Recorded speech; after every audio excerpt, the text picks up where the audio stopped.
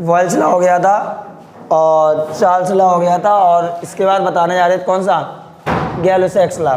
ठीक है।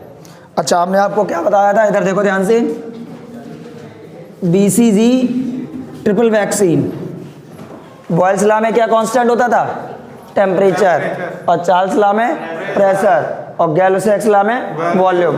और तीनों ही लॉ में कंडीशन ये थी, जो अमाउंट ऑफ गैस था, अमाउंट ऑफ गैस हमेशा कैसा रहेगा, कांस्टेंट। कैसा रहेगा, कांस्टेंट। बात समझ में आई। इसमें बॉयल्स हो गया था, चार्ल्स हो गया था, कौन सा बचा था, गैलो-सैक्स लॉ। देखो ध्यान से, तीसरा नंबर है गैलो-सैक्स लॉ। गैलो-सैक्स लॉ में क्या कांस्टेंट होता है, वॉल्यूम। क्या कांस्टेंट होता है, वॉल्यूम। तो गैलो-सैक्स लॉ में क्या बताया कि कांस्टेंट वॉल्यूम पे, एक चीज तुमने देखी होगी, कुकर देखा है, कुकर जब ढक्कन लगा दो तो उसमें जो भी वॉल्यूम है वो एक तरीके से कैसा हो गया, कांस्टेंट हो गया। अब तुम उसको गर्म करते हो तो अंदर से प्रेशर बढ़ता है, तभी क्या लगती है, सीटी। तो अगर आप टेम्परेचर बढ़ाओगे, क्या बढ़ाओगे, टेम्परेचर, तो उसका प्रेशर क्या हो जाएगा, बढ़ जाएगा। लेकिन वॉल्यूम कैसा होना चाहिए, कांस्टेंट। वॉल्यूम कांस्टेंट होना चाहिए, कांस्टेंट वॉल्यूम पर। और अमाउंट ऑफ गैस भी कैसा होना चाहिए, कांस्टेंट। गैस का अमाउंट नहीं बढ़ना चाहिए। बात समझ में आई। तो गैलो-सैक्स लॉ क्या कहता है, at constant volume for constant amount of gas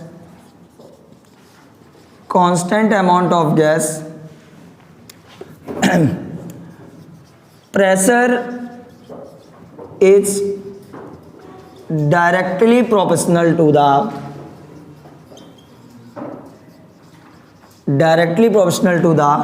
volume। मतलब अगर आप प्रेशर बढ़ाओगे, sorry, directly proportional to the temperature. क्या है, टेम्परेचर। अगर आप टेम्परेचर बढ़ाओगे तो क्या बढ़ जाएगा, प्रेशर बढ़ जाएगा। लेकिन वॉल्यूम कैसा होना चाहिए, कांस्टेंट। कैसा होना चाहिए, कांस्टेंट। तो P directly proportional to the T, P directly proportional किसके है, T के। तो P बराबर क्या हो जाएगा, KT। P बराबर KT। इसका मतलब अगर आपका P बढ़ेगा तो T बढ़ेगा। इसका मतलब ratio of P upon T हमेशा कैसा रहेगा, कांस्टेंट रहेगा। कैसा रहेगा, कांस्टेंट। तो कितना हो जाएगा बढ़ बढ़ू के, तो P1 अपॉन T1 बराबर P2 अपॉन T2। पक्की बात, ठीक है। अगर हम प्रेशर वर्सेस टेम्परेचर ग्राफ खींचे तो प्रेशर डायरेक्टली प्रोपोर्शनल किसके है, टेम्परेचर के। और आपको पता है जब ग्राफ डायरेक्टली प्रोपोर्शनल का होता है तो वो क्या होता है, ओरिजिन से स्ट्रेट लाइन। कैसे जाती है, ओरिजिन से स्ट्रेट लाइन। ठीक। अच्छा, ये ग्राफ कांस्टेंट वॉल्यूम पे। अगर तुमसे बात की जाए कि जरा एक क्वेश्चन टाइप का करवा रहे, आ रहा है इन द फॉलोइंग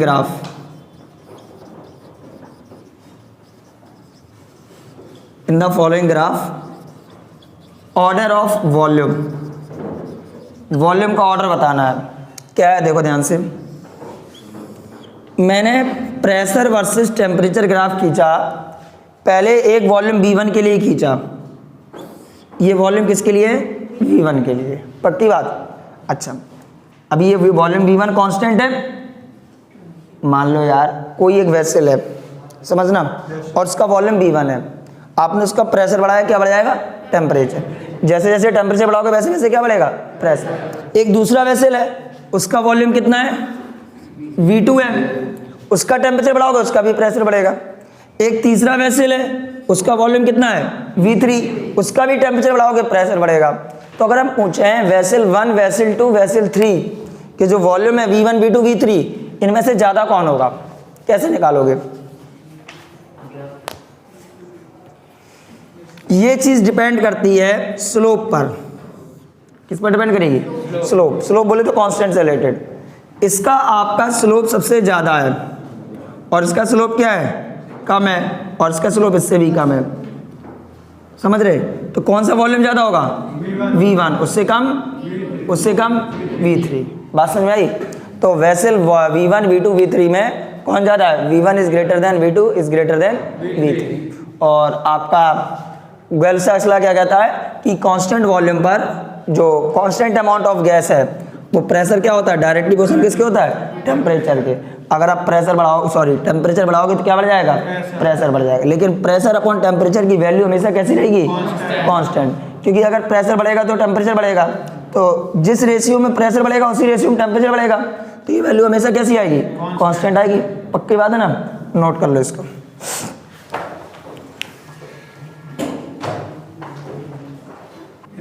ये वाला देखो जरा, ये इसका स्लोप के, ये के है और इसका कौन है, ये वाला। अच्छा ये एंगल कौन सा होगा, थीटा होगा। अच्छा टेन थीटा जरा देखो तुम अपने ध्यान से, टेन थीटा बराबर क्या होता है, perpendicular upon base, perpendicular upon base. तो ये एंगल ज़्यादा है, थीटा जैसे जैसे बढ़ता है टेन थीटा की वैल्यू क्या फ़र्क पड़ता है,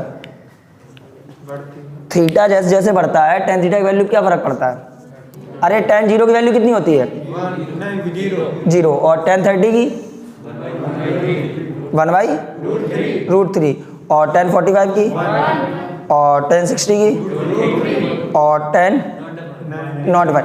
मतलब जैसे जैसे थीटा बढ़ रहा है आपका क्या बढ़ रहा है, अबे थीटा बढ़ेगा तो टेन थीटा भी बढ़ेगा, बोलो टेन थीटा की वैल्यू नहीं बढ़ेगी। अगर तुम टेन, ये मान लो अगर 60 है, ये 30 है, चलो ये मान लो ये आपका 90 है, 90 पहली बात है नहीं, अगर ये 60 है, 30 है, ये 15 मान लो, तो सबसे ज़्यादा किसकी वैल्यू होगी, 1060 की वैल्यू होगी, बोलो 1060 की वैल्यू ज़्यादा होगी। तो जिसका थीटा ज़्यादा उसका टेन थीटा ज़्यादा, और जिसका स्लोप ज़्यादा होगा, क्या ज़्यादा होगा, स्लोप, उसका वॉल्यूम क्या होगा, कम होगा। तो अगर तुमसे V1 V2 V3 में बात करो तो कौन सा वॉल्यूम ज़्यादा होगा, V3 वाला, V3 is greater than V2 is less than V1। अब नोट कर लो, इसको बंद कर दो। बताओ, हमने तुम्हें बताया था एक मोल गैस का वॉल्यूम कितना होता है, एक मोल गैस का वॉल्यूम कितना होता है, वॉल्यूम 22.4 लीटर। अच्छा हाँ 22.7, एग्जैक्ट वैल्यू कितनी बताई थी हमने तुम्हें, 22.7। अगर आपको ऑप्शन में 22.4 और 22.7 दोनों हैं तो किसको प्रेफर करोगे, 22.7 को, क्योंकि ये कौन सी वैल्यू है, एग्जैक्ट वैल्यू। अच्छा ये बताओ, ये जो एक मोल गैस का वॉल्यूम 22.4 लीटर था, ये किस पे था, एसटीपी पे या एनटीपी पे, एसटीपी पे। किस पे बताया था, एसटीपी पे।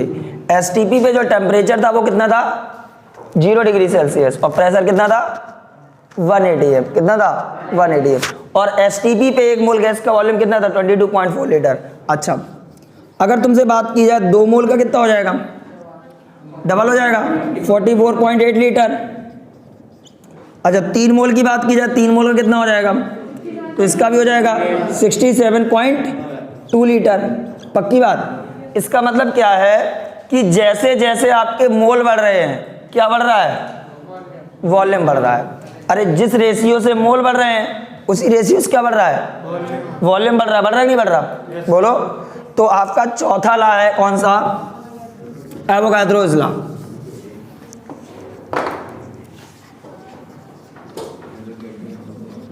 एवोगाद्रोस लॉ क्या कहता है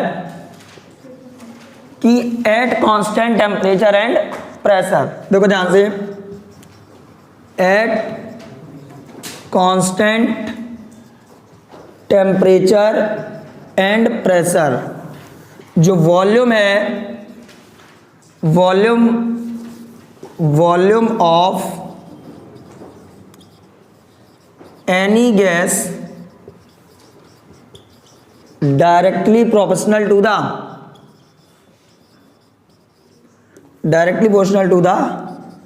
मोल of gas, directly proportional to the mole of gas. जब 1 मोल था तो कितना था, 22.4, 2 मोल कितना हो गया, 44.8, 3 मोल कितना हो गया, 67.2। कि जैसे जैसे आपके मोल बढ़ेंगे वैसे वैसे क्या बढ़ेगा, वॉल्यूम बढ़ेगा। एन यहाँ पे क्या है, मोल, जैसे जैसे मोल बढ़ेंगे वैसे वैसे क्या बढ़ेगा, वॉल्यूम। तो V बराबर क्या हो जाएगा, KN, V बराबर क्या हो जाएगा, KN। लेकिन इसका रेशियो हमेशा कैसा रहेगा, कांस्टेंट। कैसा रहेगा, कांस्टेंट। तो V1 अपॉन N1 बराबर V2 अपॉन N2, ये चेंज होके आ जाएगा। बात समझ आई, इसको नोट कर लो।